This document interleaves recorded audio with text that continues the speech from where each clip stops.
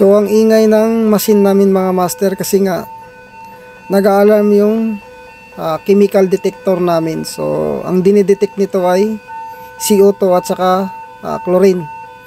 So may tatlong probe to. So yung probe C ang nagpo-fault. Kung makikita nyo, nagpo-fault yung probe C. So napakaingay ng failure machine namin. So ito yung probe B. So dito wala siyang fault. Tapos yung probe A nandun sa loob. Yung nagpo-fault talaga ay nandito sa likod, yung probe C.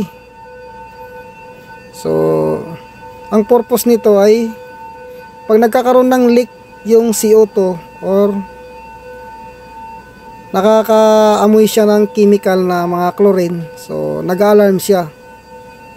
Ito ay safety sa mga chemical.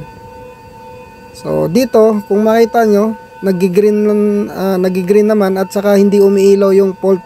So siguro kanina nakakaamoy ito ng chemical. So ito pala yung dragger controller niya. So dito sa controller niya nagre-read yung B at saka C, tapos umiilaw yung horn. So ang gagawin nyo lang nito, i-reset nyo lang. So makita nyo nawala yung ilaw ng horn, tapos i-reset nyo lang ulit.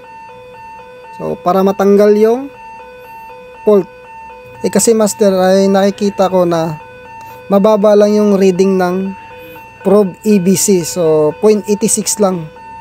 So ang pagkakalam ko nito 1 pataas, tsaka siya nag-a-alarm. Siguro kanina ay nagdi-drain yung kabilang pillar. Siguro nakakamoy siya ng CO2 kaya nag-a-alarm tong chemical detector namin. So dito ay okay na. So nare-reset na natin yung alarm. So medyo high-tech talaga tong pillar na to kasi model 2024 to. So kung makikita nyo, mga latest talaga yung spare parts talaga dito.